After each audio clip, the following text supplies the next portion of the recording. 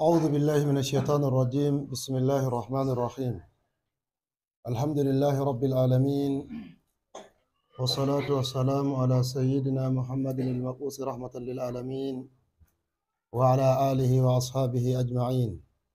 صلاة يرفع الله بها الهمة ويكشف بها الغمة ويعز بذكرها الدين. اللهم إنا نسألك الخير كله عاجله وآجله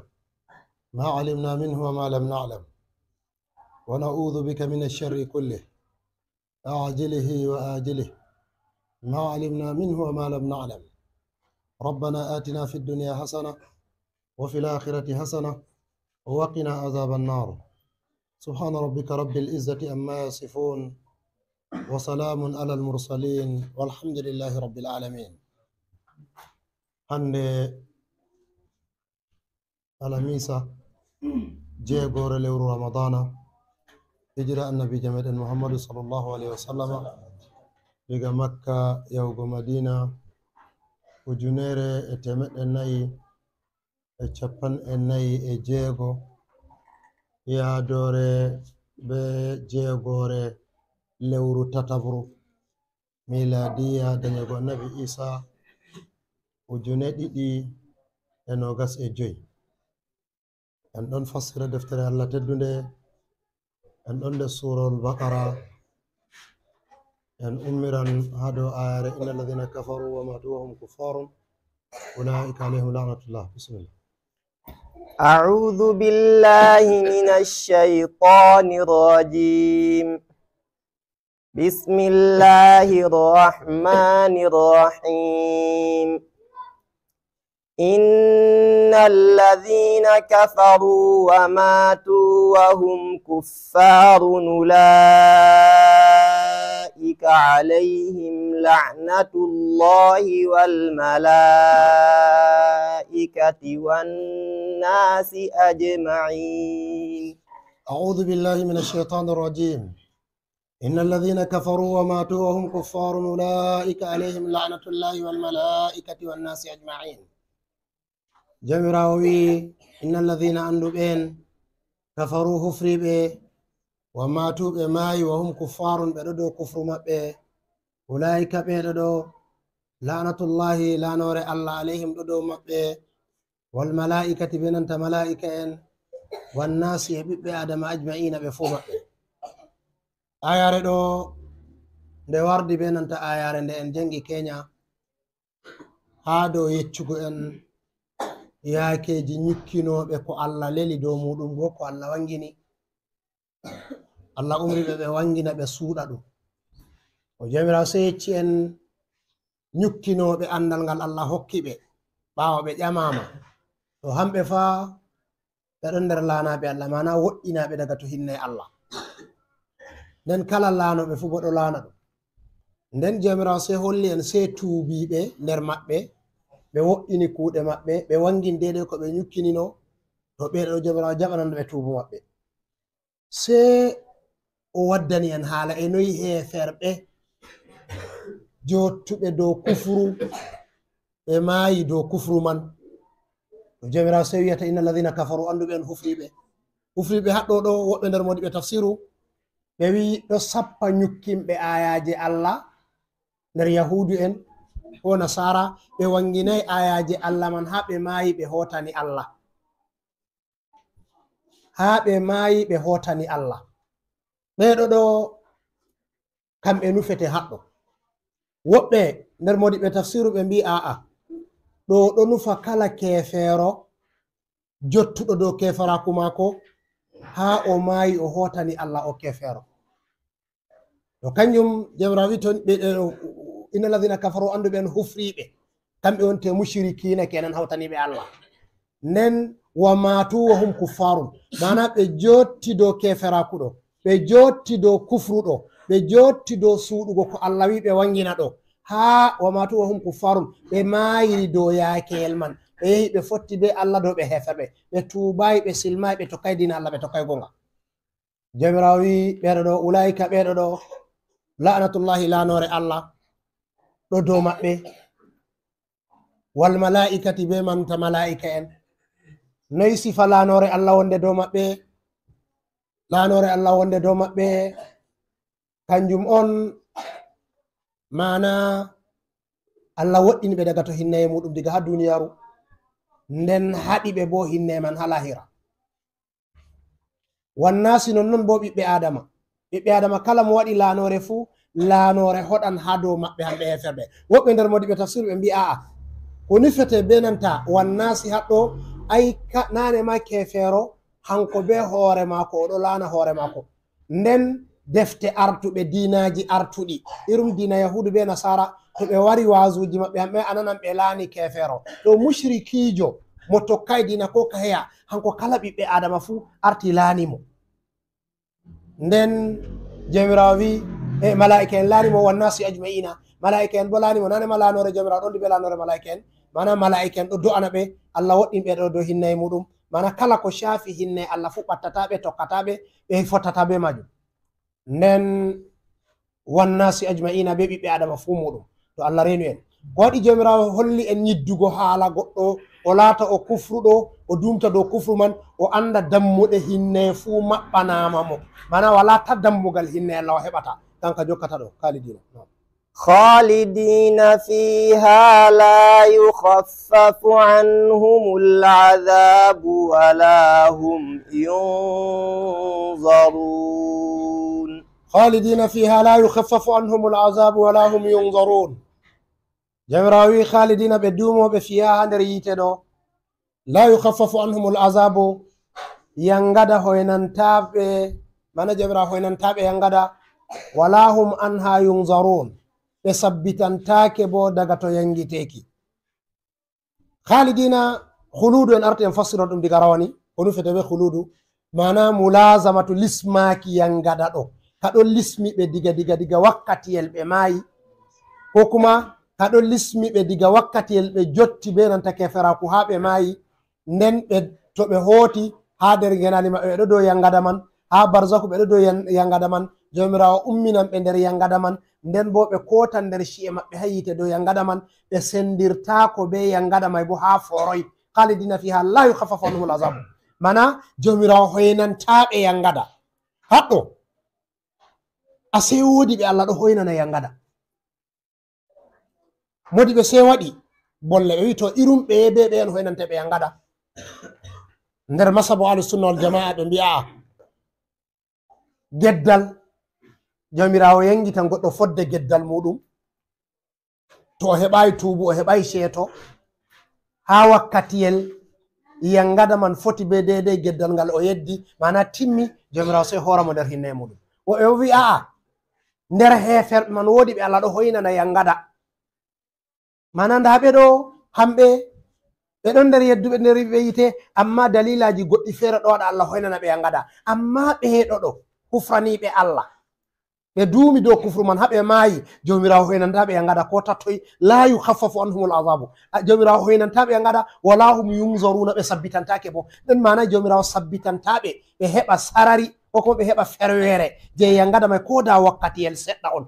diga mayde maɓɓe sei yangada. Allah renu en ko waɗi jomirawo wolwanta ɗum haala ɗo arti o wolwani en haala mum, nanema alama siyaku no deftere alquran yahirta, nde jomirawo volli haala mumini en pat o tokkitan bo haala heferɓe, o warti o yecci en haala mumini en no woni, o tindini en da shani maɓɓe, o tindini en cani waylitugo qibla, o tindini en dedei ne'emaji ɗi Allah neminini ɓe, nden o tindini en dedei ibtila'u ɗum jomirawo waɗanta ɓe, nden to ɓe muñi bo nda ko wodani ɓe ɓawo muñal man, nden jomirawo sei ɓawɗiɗini ɓawo ɗiɗo ɗo ɗi fumaji, sei o yecci en to yedduɓe Allah bo fa nda ko wodani ɗum, mana ɓe tuubayi ɓe ɗo dow gedde maɓɓe, ko kuma heferɓe ɓe silmayi ɓe ɗo dow keferaku maɓɓe, hamɓe ndano ɓe woni Allah lanan ɓe, malaika en lanan ɓe, ɓiɓɓe adama fu lanan ɓe, nden ɓe duuman bo dow yangada ɗo. kanjum moɓɓe feere nder modi ɓe ɗo fasiri Allah anu ɗo ay alkhuludu min al azabi, mana duumago nder yangada, kanjum woni lanore man, mana ɓe ɗon nder yangada Allah tan, hinne Allah ko tatoy heɓataɓe, nden jomirawo hoynantaɓe yangada man, sabbitantaɓe bo, to kanjum on jomirawo yecci en hallugo hunde man, ngam to a nani irum majum a dayta. Allah renu en. wa ilahukum ilahu wahid la ilaha illahu الرحمن الرحيم وإلهكم إله واحد لا إله إلا هو الرحمن الرحيم جمراوي وإلهكم دewteɗo moɗon ilahun ɗum deweteɗo wahidun goto la ilaha deweteɗo wala illa huwa sai hanko arrahmanu hanko woni huɓa hinnayejo arrahimi hera hinnayejo ayare ɗo nde jippi woɓɓe mbi nde ɗon nder ayaje arti jippugo diga makka amma ɗe waɗama idraju haɗɗo amma jumhuru nder modiɓe tafsiru ɓe mbi aa ayare ndeɗo ɗo ha madina nde jippi ngam dalila siyaku qur'anu jomiraɗo wolwana araɓɓe nden ha zamanu annabijo ko ayare may jippa ha jotta woodi araɓɓe ɓeɗo jotti dow kufru maɓɓe ɓeɗo reya labbi mana qablu fat makkata diga wuro makka omtaka kanjum waɗi jomirawo sey tindinini ɓe ɗo woɓe mbi nder modiɓe tafsir woodi ɓe wari ha annabijo on ɓe ƴami annabijo ko rewata annabijo ɗo wi'a ɗo rewa allah sey ɓe mbi ɓe tindina kadi noyi allah man wa'i be ka'e o woni na ko ɗum jamdi on ko cardi on ko kangeeri on noyi on sifa allah man woni kanjum jomirawo sey jippini ayare ɗo wa ilahukum ilahun wahidun deweteɗo moɗon ɗum deweteɗo goto ilahu deweteɗo ɗum on woni jomirawo fendidiri ha kalimol ɗo dow mana o tindiniri haala ilahu ngam hamɓe araɓɓe ɓe laati ɓe ɗo rewa labbi rabbiɗi ɓe rewata ɗo ɓe ɗon nuforoɗi dewal ɓe ɗon nufora labbi man dewal on nawai aa ɓe ɗon nufa dow cewa labbi man tagi ɓe ba aa ha tagdi kam ɓe ɗo andi allah on tagi ɓe haman ɓe ɗo ka wala pottiral ha majum amma ko ɓe rewata bo ɓe rewa labbi woɓɓe ɗo rewa labbi dow ɗume dow liyuqarribuna ila llahi zulfa bana woɓɓe wi'ata ɗo mana ngam ɗi ɓattina ɓe ha allah ɓeɗo jigiɗe ɗum wasila on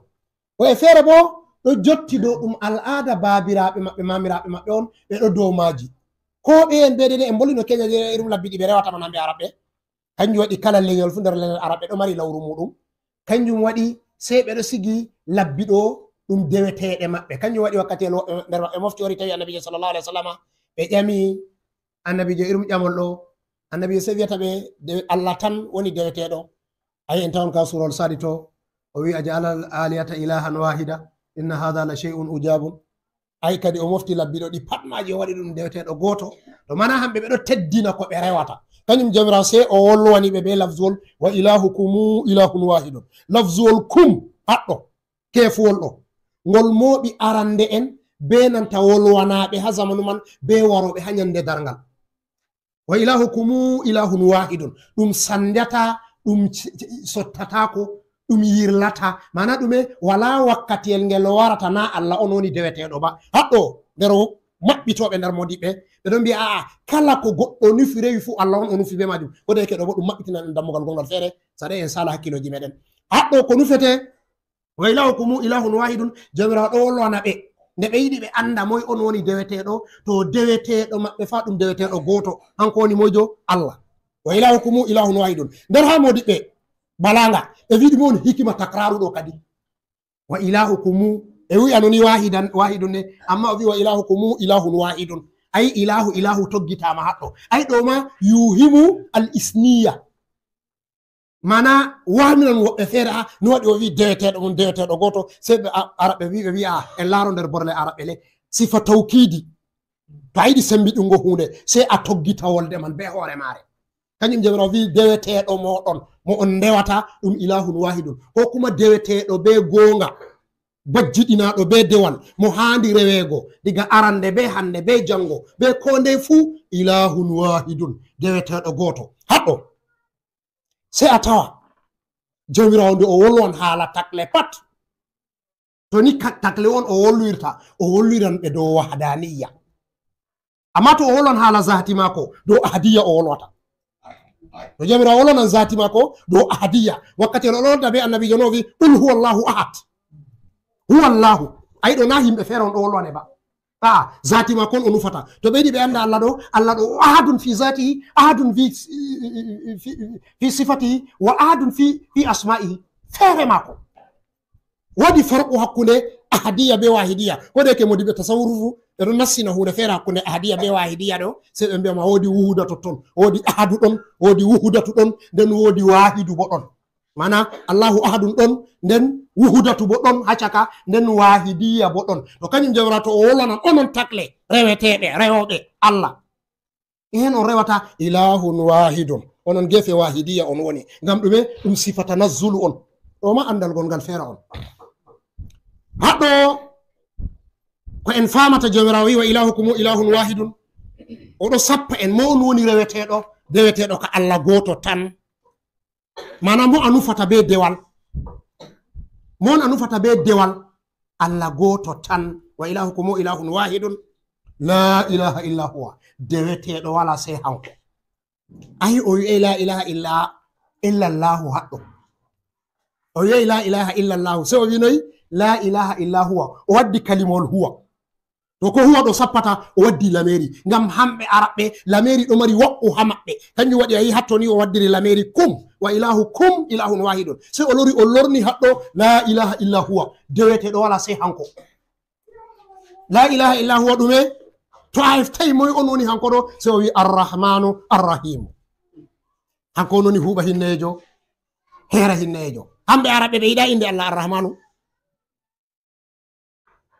ko waɗi ɓe yiɗa inde Allah arrahmanu ayi en tawan ka suratul isra to wakkati wa qalu wama arrahmanu anasjudu lima ta'muruna wa zadahu nufura ko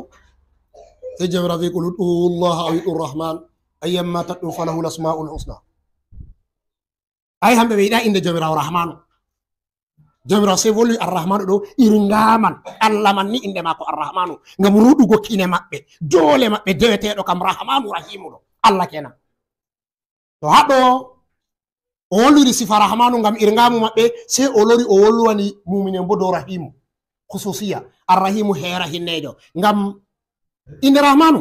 be rahimu fu ɗe sekama daga arrahmatu on ɗe sekama diga hinne jomirawo amma rahmanu ɗo mari iktisasu muɗum feere kanjum on larani kalku ko ɗo larani takle kanjum waɗi ha babe ñaɗɗe pat a tawan feere wakkati yangadama se a tawa jomirawo waddi inde rahmanu man ɗoto to a lara bana ha surol kahe no o wolwiri qalu attakaza arrahmanu walada attakaza arrahmanu walada wama yanbaghi lirrahmani an yattakiza walada in kullu man fi samawati wal ardi illa ati rahmanu abda laqad asayhum wa addahum adda ha karshe man nden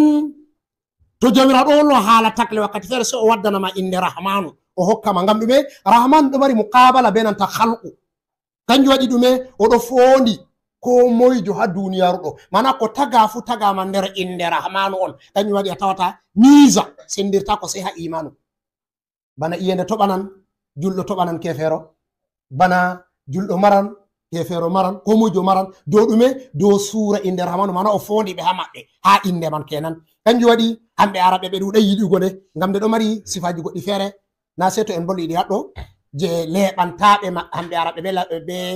labbi maɓɓe kañum jawra sei wolli la ilaha illa huwa arrahmanu arrahimu huɓa hinnejo ha duniyaru arrahimu heera hinnejo sifa rahmatu kañum je mumin on ha lahira Allah waɗu en nder maɓɓe nam إن في خلق السماوات والأرض واختلاف الليل والنهار وما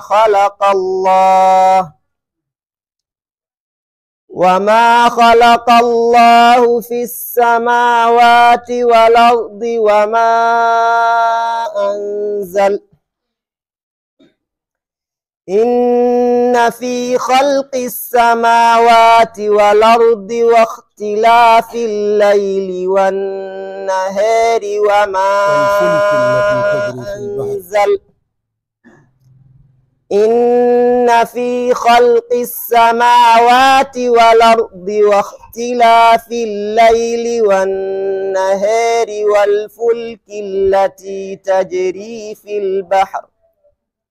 والفلك التي تجري في البحر وما أنزل الله والفلك التي تجري في البحر بما ينفع الناس وما أنزل الله من السماء من ماء نعم إن في خلق السماوات والأرض واختلاف الليل والنهار والفلك التي تجري في البحر بما ينفع الناس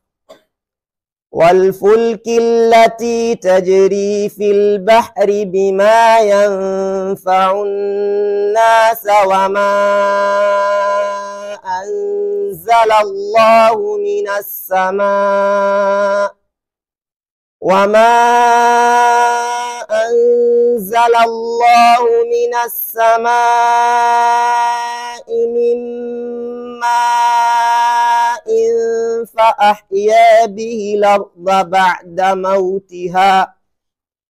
فأحيا به الأرض بعد موتها وتصريف الرياح والسحاب المسخر بين السماء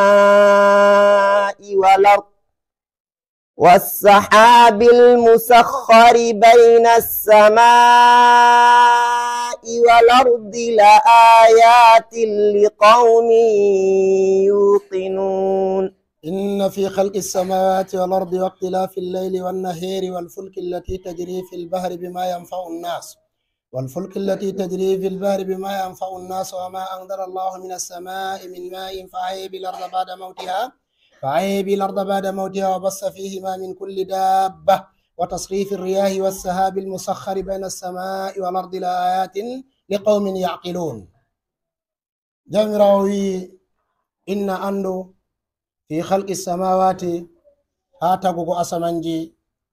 والأرض إلدي واختلاف الليل والنهار لوتندركي جمع بينانجي وما خلق الفلك التي تجري في البحر كومبول دوغول هادو مايو بما ينفع الناس يدوم كو نفتا يمبه وما أنزل الله من السماء من ماء يدوم كو جمرا جيبيني ديغاتو أسما إبغو انديام وأحيا به الأرض بعد موتها ويرثني لدي بوبا وماي غماري وأنبت وأحيا به الأرض بعد وبث فيهما من كل دابة وبث ويئت فيهما لدي من كل دابة كلا دوبو جنفو نن وبث من كل دابة وتصريف الرياح فرلت كني لا والصحابي رول دريكو دولة المسكري التاد بين السماء يكون السماء لدي لا آيات دم آيات لقوم هم يعقلون هكيلوبه nda tafsiru ayare ɗo banni to wakkati acciyel jamirawo ɗo wolwana marɓe hakkilo inna kalimol inna fi khalqi samawati wal ardi ɗo waɗi irtibaɗu la ayatin li qaumin yaqilun andu inna haɗɗo kannum abdulqahirul durjani wa dalailul ijazi oɗo wolla o wi kala nde a andi inna waddi pat wardi be nanta tawkidi nden bo ɗo saawi haalaji ɗuɗɗi ɗi na ko mojo foti waɗa idraku maji ba. jamirawo tindini haɗɗo o wi andu haɗɗo nde o tindini ayaje maako hara gare to o wi ɗiɗo ɗo fa ɗum ayaje on marɓe hakkilo yimɓe hakkiloɓe en jaribo hakkilo men ko en jaribo hakkiloji meɗen en dara. إن في خلق السماوات والأرض واختلاف الليل والنهار والفلك التي تجري في البحر بما ينفع الناس وما أنزل الله من السماء من ماء فأحيا به الأرض بعد موتها وبث فيها من كل دابة وتصريف الرياح والسحاب المسخر بين السماء والأرض لآيات لقوم يعقلون. جمرا ودي آتم بي غادم إجمال ودي آيات جيدي دي حقو آيات جيدي دي آيات أرنيري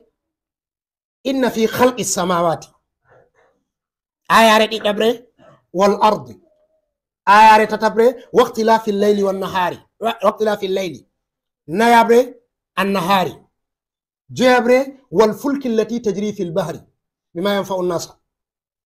jegore wama anzala Allahu min as-sama'i min ma'in ma'ud jedi dabre wa tasrif ar-riyahi ayaje jedidi jamrawiyan inna fi khalqi as-samawati an hoso ayare arandere kanjon tagugo asamanji inna fi khalqi samawati andu tagugo asamanji mana insha'uha min adamin jamirawo ƴomtini asamanji diga ɗi wala o waɗi ɗiɗi ɗon to ha asama ko waɗi jomirawo nde wolwi haala samawatu pat sey o wadda ardu o tokkina ngam o andi idraku jokkugo samawatu ɗum catɗum haɓi adama. Amma ɗume sey o wara o hurfindira samawatu ɗo be ardu ko waɗi ngam ɓi adama ɗo ha ardu ɗo wura ha ardu woodi ko yiyata woodi ko heftata kanjum waɗi samawatu jomirawo to waɗi waddugo ɗi o waddan ɗi dow jam'u on ɗi jeeɗiɗi. inna fi halqi samawati wal ardi ɗo sey a tawa jomirawo o waddi asamanji jeeɗiɗi to en watta to ta ɗarruɓo ha dow asama ngam ɗume ɗum ajsamu nuraniya on hakkilo heftatako ɗi sey ko wari ha nassi ko jomirawo tindini en ko woni ha maji sey ko annabijo sallallahu alaihi wa sallam yecci en ko o fotti be majum wakkati isra'u be miraju. En dillan ha aya ɗiɗaɓa kanjum on wal ardu inna fi ikhtilafi samawati wal ardi ha jomirawo wolwata ha qur'anu pat a tawan jomirawo to wari wollugo haala ardu o wolwan dow mufradu gotel on. woni ɓe tafsiru ɗo waɗa idraju ɓe mbiya leddi fu jeeɗiɗi bana asamanji jeeɗiɗi kanka bo en tammi tawgo ka ha suraji lesso to Allah waɗi Allahu alladhi khalaqa sab'a samawati wa min al-ardi mislahunna amma a tawata ko ardina wari be siinga jam'u bana samawati wardi be siinga jam'u. inna fi khalqi samawati wal ardi ɗo ardu ɗo ko nufete be ardu ko waɗi en watta tafsiru en we'ita haala ɗo ngam Tahir ibn Ashur o wolwi ha deftere mako o wi'ata asali jomirawo wi ayati li qawmin yaqilun o waddi ayaje bangiɗe jeeɗiɗi e kala ko moyjo fu famata amma nde o wi li qawmin yaqiluna holli faamuji yimɓe ɓurdidiran ha nanta hakkiloji maɓɓe kala ko mojo be hakkilo mum wawata waɗa idraku kañum waɗi mutaqaddimuna ko woni asama maɓɓe feere be nanta mutaakhiruna arduɓe nder moɗi ɓe tafsiru to a laari no ɓe fassirta asama feere kay en hosa kona Tahir ibn Ashur on be hoore makko nde o wari o nasti ilmul hay'a o wi o fassiran assamawatu so o fassiri assamawatu ɗo ɗum nizamul kawni on mana an nizamu shamsi solar system kanjum woni asamanji o waddi kode jeeɗiɗi ɗo zuhalun shiramin rikahu min shamsihi fatazaharat li utaridil asma'u ɗo zuhal be nanta mushtari be nanta mirrik be chamas be qamar be nanta udaridu o waddi kode jeeɗiɗi ɗo be ardu ɗo o wiɗo kanje on woni samawatu man ayi ha modi ɓe tafsiru arande en jetta ko al'ari jamu sawi ɗo hanko ɗo sigi asama nangeɗo ɗo ha asama nayaɓo on to sey en gaɗana ɓe uzuru ngam hakkiloji maɓɓe ha ɗo dari ha zamanu maɓɓe amma enen zamanuji meɗen Allah feshini ande man Allah wangini ɗe ɗum ina Allah on wi o wanginan sanurihim ayatina fil afaqi wa fi anfusihim hatta yatabayyana lahum annahu alhaq alam yakfi rabbihim annahu ala kulli shay'in qadir ala innahum fi miryatin min liqa'i rabbihim ala innahu bi kulli shay'in muhit jomirawo wi sanurihim ayatina fil afaqi o hollan ɓiɓɓe adama ayaje mako ha bongonguyeji hatta yatabayyanu wa fi anfusihim be nanta ha ko'e maɓɓe ayaje Allah ɗo ha ko'e maɓɓe ɗon boy tawa ha sura al-najm to wa fil ardi ayatun lil muqinin wa fi samai wa fi anfusikum afala tubsiruna ay ha onon fu ayaji Allah ɗo ha ɓalli moɗon je on wala taskita mana on wala hura hakkilo moɗon on hefta ayaji Allah gonɗe ha moɗon sakko on fama ngotima ko Allah to ha ɗo jomirawo on wi maɓɓiti to sey a tawa jotta ha andal dari hande ko kuma ha ilmu dari ko kuma ha ilmu ɗo waɗa bincike ha yetti ha hefti ɗume on woni ardu dow ko modiɓɓe meɗen tabbitini en ko woni ardu kanjum woni al ajsamul kasifa gaba ɗaya mana ɓalli tekkuɗi ɗi gite wawata laarugo fuu muɗum ko kuma gite ɓi adama to tefi bi tariqatin aw bi ukra heftan modi ɓe wurtini haɗɗo ɓe wi e noy on waɗi ɓe wi kala ko wiyete ardu fuu muɗum ɗum ajsamul kasifatu on sey ɓe wi to nda kode jomirawo bo wi laaru asama to asama je ɓi adama wawata laarugo ɗo waɗi irtibaɗu be maako mana ɗo takkidiri be maako kap ɗon nder maako on asama man mana asama man ɗo wondi be leddi sey to a hoosi leddi man a waɗi ha nder asama man sey laata ɓe mbi'a ɗum ardu to a itti ardu tan a fotai a ƴona sama'u to a itti sama'u tan a fotai a ƴona ardu ngam a wala ha ardu wala no a larira sama'u sey to a ɗo ha ardu on a tijjata a lara sama'u kanjum waɗi to a laari ha qur'anu jomirawo ɗuɗɗini o wi'a ɗume afalam yanzuru fi sama'i unzuru maza fi sama'i unzuru maza fi sama'i ay jomirawo waɗan ka wiigol laare ko woni ha asama laare ko woni asama ase ko jomirawo yima a laara o andi a wawan heftugo to a andi a wawata heftugo o umratama ngam jomirawo fijata o andi an ɓi adama a wawan heftugo kanjum waɗi o umrima a laara ɗume on ɓi adama bo gite mum wawata laarugo wawan laarugo al ajsamul kasifatu al asma ko kuma hako islahu modi ɓe tasawufu woti koye wiyata al asma ajsamul zulmaniya kujeji tekkuɗi ɗi leddi may tagira mana to a hawti ɗiɗi fuu maji ɗum hunde hoore on jomirawo senditi o tagi ɗum o hawti ɗum fuu kanjum on jumla ko jomirawo wiyata wama halaka llahu min shay'in jomirawo hoosi hunde on tagiri be hunde bana o hoosiri leddi o tagiri be ɓi adama o hoosi ndiyam o tagiri ɓi adama o hoosi ɗo o tagiri ɗo o hoosi ɗo o tagiri ɗo ɗum pat majum jum'a halqu man ibtida'u gotel on hunde woore on wakkatel man nden ha tafasilu sey jomirawo tagira ngel be ngel ngel be ngel be ngel ɓe to kañum jumla man to a hawti kañum a wiyata ardu ɗuman woni ardu jotta alkawnul mar'i bi ajmalihi alkawnul mar'i mana ko gite ɓi adama wawata laarugo ko ko ɓe wawata ɓe awnanama be téléscope ɓe hefta ko kuma ko dedei nazariya ɓe wawata ɓe waɗa mo adala ɓe wurtina ko rismiyat kanjum ɓe wiyata formula ɓe wawan ɓe waɗa formula ɓe fiya hokka ɓe risol wurtina nonnon nden to andal yehi yeeso andal ƴeŋi ya wangina dedei bincike maɓɓe ɗo nonnon si a tawa ɗum pat majum madaru majum ɗum ɗo tara nder qur'anu man on mana hakkiloji men ɗon yettay famugo dedei no jomirawo sappiri ha qur'anu amma kala ko andal binciki da yehi ha dow may pat to a warti ha nder qur'anu si a tawan to kañum woni ɗume on woni ardu haɗɗo leddi ndi en wurata dow muɗum be ko hawti be asama ka en wawata laarugo be dedei ko ewanta en laara be ko nazariya hollata en kode a ewata a laara ɗo ɗum pat ɗum jumla nder ardu ɗum wi'ete gabaɗe majum to a hawti ɗum ardullahi ɗum wi'ete an ka hato a woni ha nder ardullahi aɗon hako wi'ete duniyaru an ɓi adama woodi tagle goɗɗe feere bo en tanmi en yahan ka nder fassara ayaɗo man en tanmi en yahan en fassira ɗum woodi tagle goɗɗo feere bo ha nder man ɗum woni to a faami ɗo ko nufete inna fi halqi samawati asamanji ɗum asamu nuraniya on wal ardi asamu zulmaniya on hatta ko nuru bo wona ha nder majum kañum inna fi halqi samawati wal ardi nden ɗo on aya ɗiɗaɓa to a yiɗi a faama ardu ɗo a hefta sey a laara ɗume on ikhtilafu leyli wannahari waqtilafu leyli wannahari allaylu ɗum aya on annaharu ɗum aya on noyi a famirta si a laara nder qur'an me wode jomirawo wiyata wa ja'alna leyla wannahara ayatayni fa mahawna ayata alleyli wa ja'alna ayata annahara mufsiran litabtagu fadlan min rabbikum wa lita'lamu adada sinina wal hisabi wa kulla shay'in fassalnahu tafsila haba modibo fassalnahu tafsila jomirawo wima o sendidiri ɗum sendidirgo na ɗum hunde ñukkude ba nde wangude an tan a yaray hakkilo ma bako a hefta to ɗume on tafasil wa jaalna waqtilafi leyli wannahari ɗume on woni leylu jemma nder modiɓe waɗi modibojo ɗon jotta ko ummi oɗo waɗa da'wa mako o wi ilmu science fassiri fisiyaul nahari fassiri fisiyaul kawni amma ha hande ɓe fassiray fisiyaul leyli ɗume on woni jemma ɗo ɗume on woni jemma ɗo sakli yimɓe amma marɓe hakkilo fa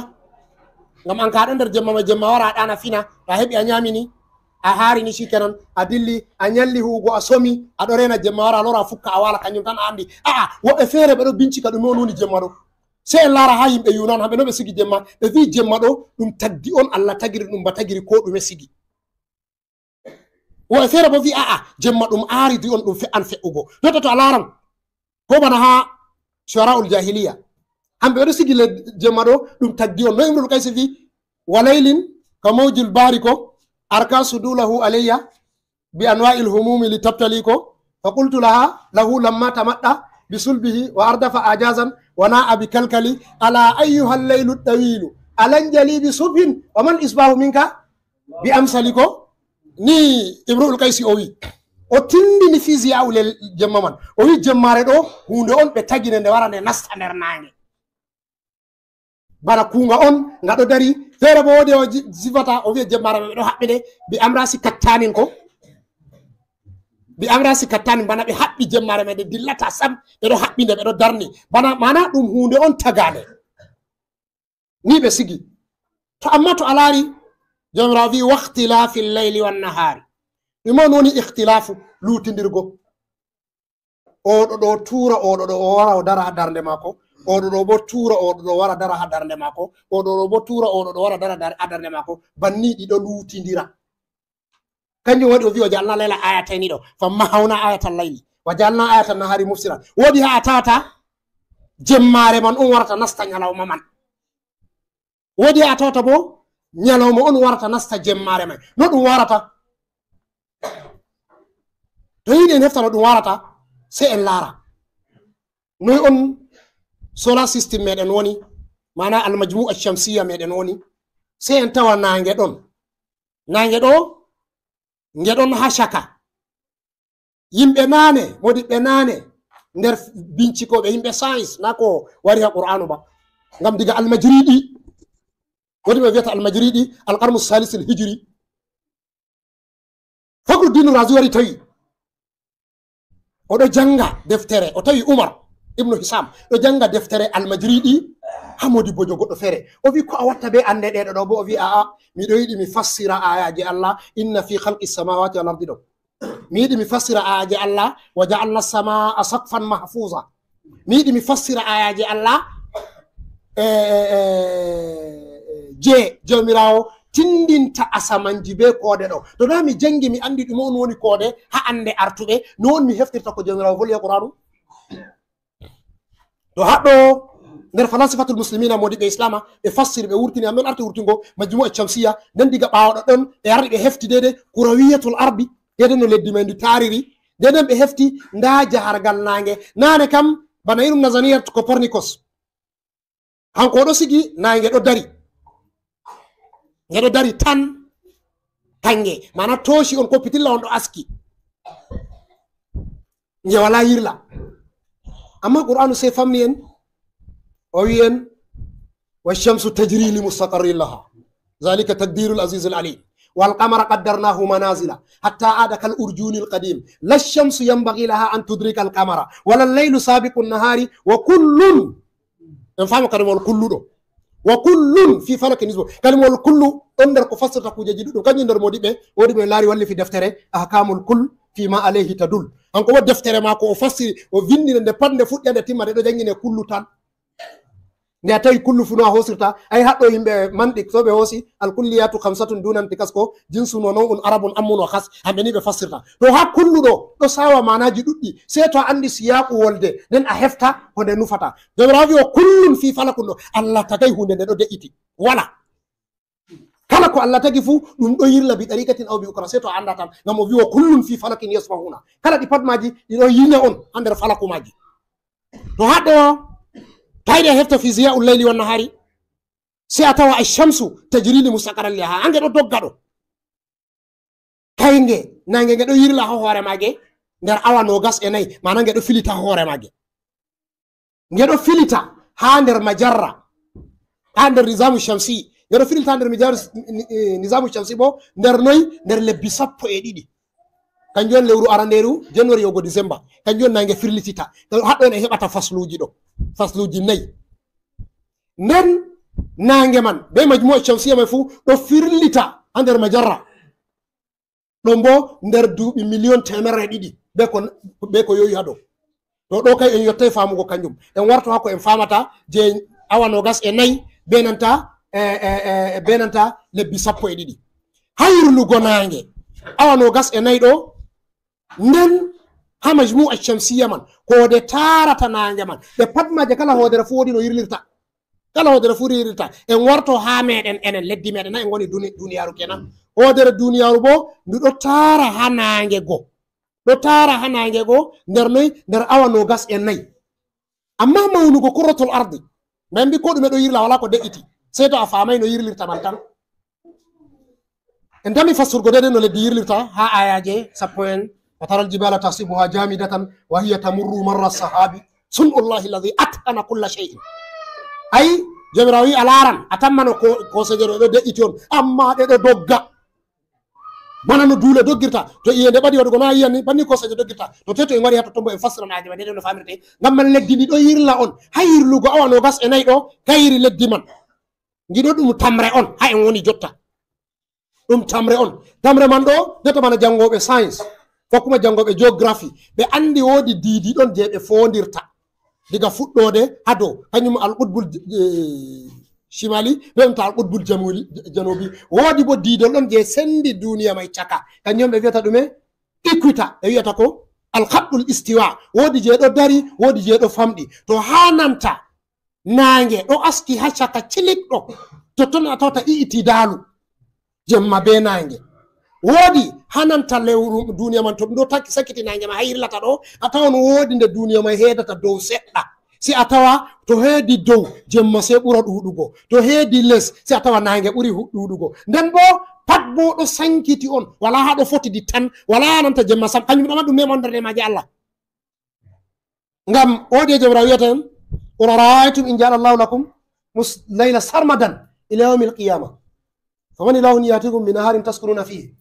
afala tubsiruna. qul ara'aytum in ja'ala Allahu lakum nahara sarmadan ila yawmi alqiyama ko ay jomirawo se waɗi ikhtilafu lutindirgo ɗo jemma ɗo wara dede fannu no duniyaru may askirta nange. To ɗume on watta en lara nange wojata nden bo kange nge sabitu on ha jeygol mage. ɗum on waɗi en larta en worta to se en warta en lara woodi ko wiyete khilaful jawi ko suddi duniyaru man ha en goni ha nder ɗo ɗon bo seto en ɗo fassira dede no iyende toɓirta en yettan ha majum. To en laari ko suddi duniyaru man ɗo woodi ko wiyete al khilaful jawi. Khilaful jawi ɗo kanjum on suddi en sendi en be tabaqat as-sama'u wa ja'alna samaa saqfan mahfuzan ɗo mbippu je taari en lowani en hendu. To en wari fasirgol yahu ha nder ayare ɗo man lowani en hendu jeje je en fowata ɗo to kanjum ɗo on dedei wakkatiyel nange askata ɗi. To ngilaful jawi man nde ɗo wuuri ni se a tawa a shamsu man jeyli nange man ɗo se wuura haɗi wuurata ɗo to ton en heɓata wojugo nange ton en heɓata shafaku ɗon heɓata cafago wojugo nange ɗo ha to wuuri timmini si a tawa ñibre nasti. Nonnon bo wakkatiyel duniyaru man en ɓaɗi ɓattugo ha dedei nange wonata mana en ɓaɗi heɓugo jeygol dedei ndu yirli ndu timmini dedei jemma ka timmi jotta ka ɓaɗi wetugo ɗon bo si a lara fahin nange man to ngayi wangugo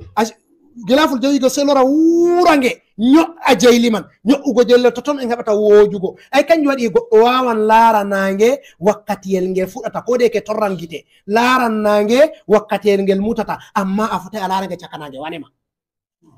Ngam ɗume wakkatiyel ngel fuɗata ɗo ayi moɗewa man tan a yiyata ko waɗi gilaful jawi ustinima a shi'a man mana dasi jeyli man horita feere an gite ma wawan laara ɗum mintiji seɗɗa ɗum watta. To haɗɗo ɗon en heɓirta jemma aya jemma nden wanna haari man ikhtilafu maji man banni warata ƴamo se ƴama haɗɗo en waɗi enen en watta ko shuuru en anda ɓeeɗo ɗo jemma ɓeeɗo ɗo nange se en wiyato ɗo andal modiɓɓe nane diga zamanu aristo o wari ha wuro iskandaria ɗo oɗo dari ha totton o tiggi labbo mako ndungu on o wari nde o tiggi labbo mako se o laari ɗawdi labbo man ha haaɗi dow hayre feere. Nden nde waɗi zamanu o roɗi o lori o wari ɗon bo sheeɗu on nde o tiggi labbo maako se o laari ɗawdi man ha husitiri se o faami duniya ɗum kurawiya on hankon arti vindugo dow haala ɗo duuɓi 2,000 ko yahugo 3,000 ko saali hankon arti vindugo ka ngam hedde ko annabi isa wara ɗo nden andal se ɗo yaha ɗo wangina ɗum ɗo wangina ɗum ɗo wangina ɗum ɗo wangina ha waddi hande se warti jotta enen en ɗo andi dawla islama woɗi nde ka jooɗi nange wala mutaha maka. Dawla islama zamanu sayyidina Usman ko kuma tawiɗi zamanu Umar ibn Abdul Aziz nange wala mutaha maka. Noy sifa nange wala mutaha maka ɗo? Nange to muti ha woɓɓe feere nange noy nange fuɗi on yotta to a laari no duniyaru may mab duniyaru may waliri a laari no duniyaru may we'itini se a tawa jotta ha en jooɗi enen en ɗo haɓana asira ko a tawa woɓɓe feere bo jotta haka to a wonan America hamɓe jotta on weeti ɗum balte on jotta ha maɓɓe. To a salan a yaha irum Alaska en se a tawa hamɓe jotta nder jemma ɓe woni nonnon mo to a dillan ha Fiji hamɓe bo a tawa jotta on weeti banni pirlite duniyaru man. Woodi nokkuje goɗɗe feere ɗon ha yahata awa 22 cap woni hakkunde meɗen be maɓɓe kañum wiyata woodi yimɓe ɓe ɗon ha duniyaru to aɗon nokkure feere fota suuma ñandere arfa ngam seeto enen en sumti yimɓe jippi arfa sumtoɓe sumti an bo wakkati ma on nange fuɗi ha maɗa wodi ɓe wiya o waɗa ilhaqu ɗum ka hanko ñande on ande arfa mako ngam nange kange woote so o suuma ñande man enen ɗo ñande julde haɗo hanko bo ɗo ñande arfa banni pirlitte man woni. To ha pirlitte ɗo kanjon jomirawo wi wahtilafi leyli wannahari aya nange be nanta aya jemma ɗuma noni ha aya nange totton on wajalna nahara noy machan kona nange en wurata kona ɗoɗɗon en faggitita ko en ñamata nden jemma bo wajalnanoma subatan wajalna layla libasan jemma bo so waɗi ɗum ɗo ɗo wakkati a siwtata ay ɗoma ɗum ayaji on wato ko en hoosi gotel en wi en fassiran fu hoosan en wakkati to en rammiɗina ɗo se to en yehi en timmitina ha ragare man se en waɗa talkisu majum ɗum fu to se en waɗa talkisu majum ɗum fu nden aya joɓa jemirawo wi wal fulku llati tajri fi lbahri wal fulki llati tajri fi lbahri bima yanfa'u nnasa nden nder ayaje Allah waɗi o waɗi al fulku kombowal ɗum ononi kombowal man allati tajri fi lbahri ngal doggata ha maayo ase o senditini allatiɗo ɗo sappa mana jumla kombeje fu ba tunda o senditi o wi allati tajri fi lbahri to ɗum on baharu se en tawa ɓe ɗo nufa be baharu almuhid na way aa maayo ngen andi ba a wodi naharu ɗon wodi bo jadwalu ɗon yotta enen ha adamawa maayo woto en mari naharu cofol gotol en mari kanko lononi binuwe ko lutti fu ɗum jadawilu on mana misalu ɗum lambatuji on tan ngam ndungu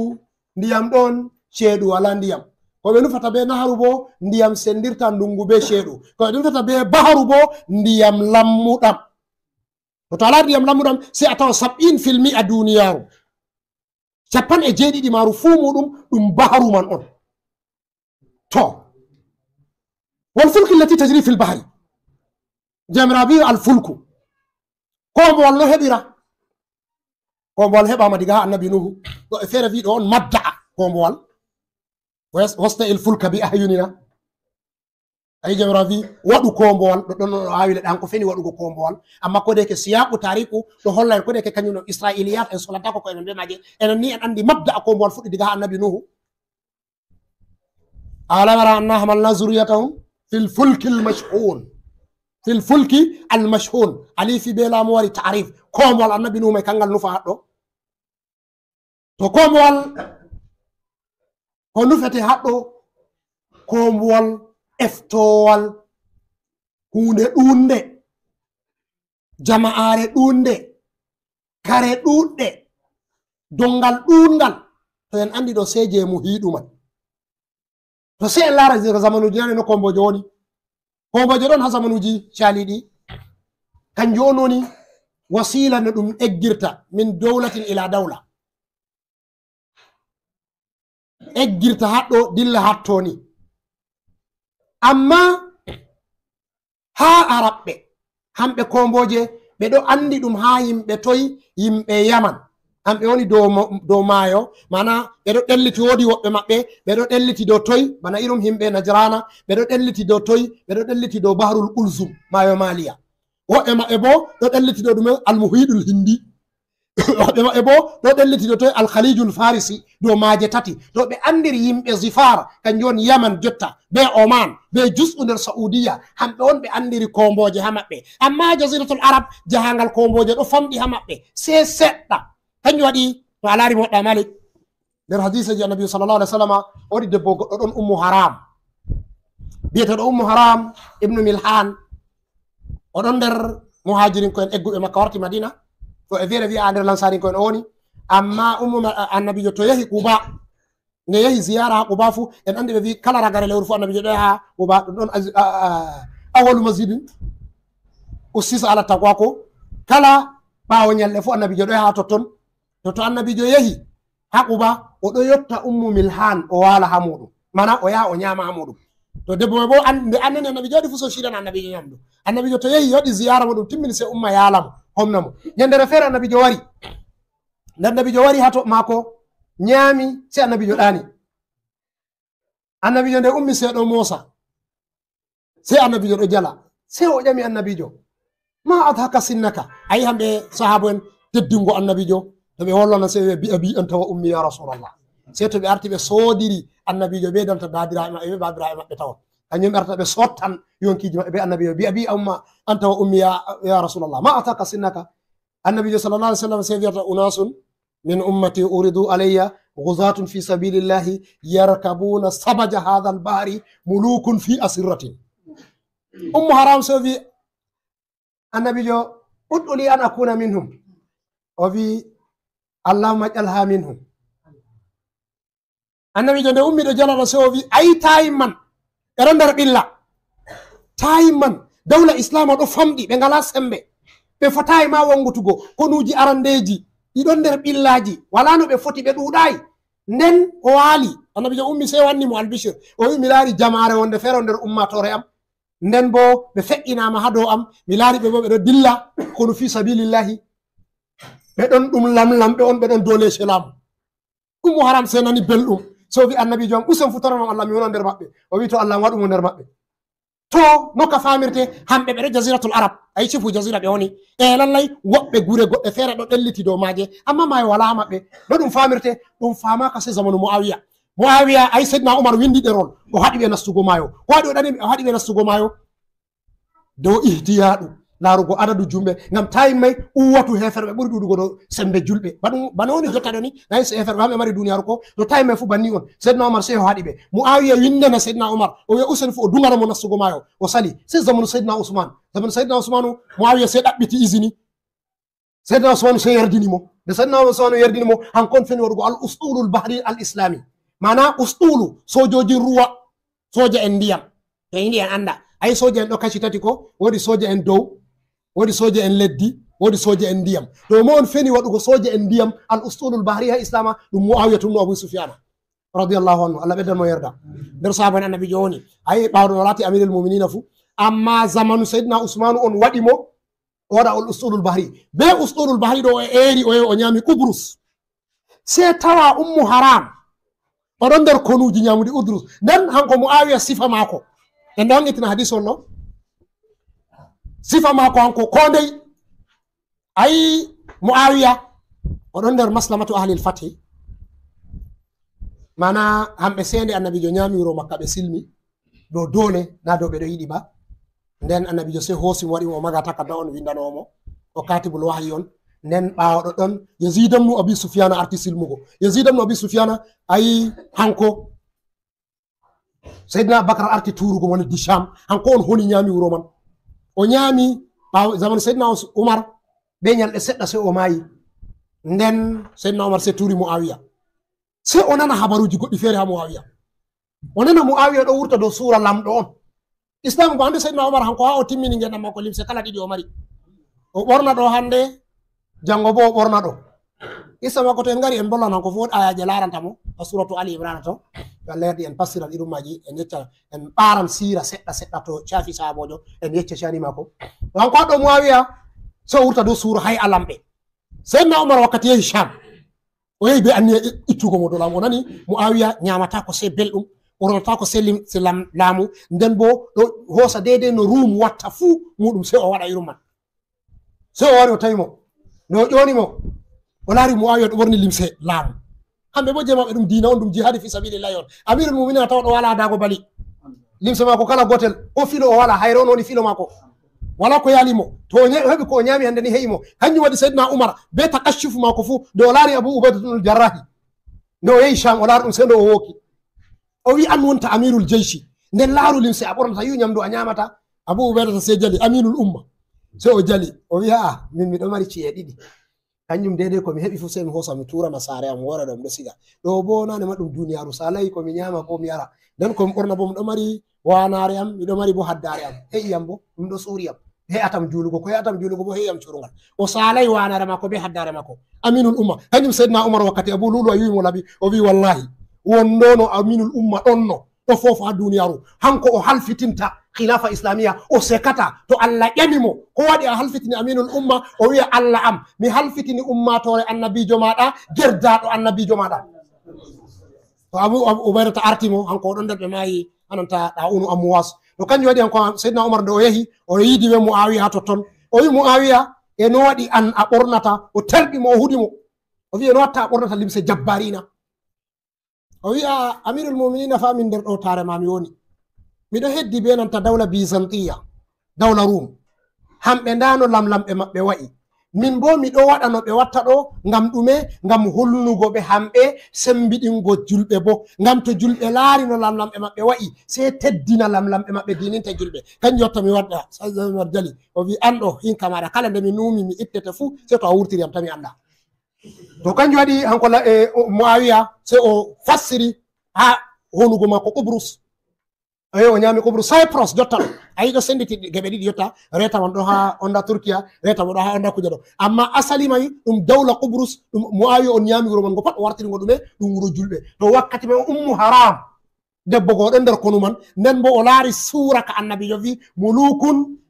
fi asirratin ɗo. To haɗɗo kanjum woni nder mashabaji woɓɓe ɗo wi'a noy to en rammiɗinan haɗɗo ngam jango en ummitira ha dow maka en heɓa en timitina fasara man. En ɗo fastirano bo wal fulki allati tajri fil bahri haala kombowal en bolli jus'u man bo to Allah lerdi jango en timminan. Allah nafru en be ko en nani. Subhanaka la ilma lana illa ma 'allamtana innaka antal alimul hakim. Allahumma salli ala sayyidina Muhammadin al-fatih lima ughliq wal khatim lima sabaq nasir al-haqq bil haqq wal hadi ila siratikal mustaqim wa ala alihi haqqa qadri wa miqdaril azim. Subhana rabbika rabbil izzati amma yasifun wa salamun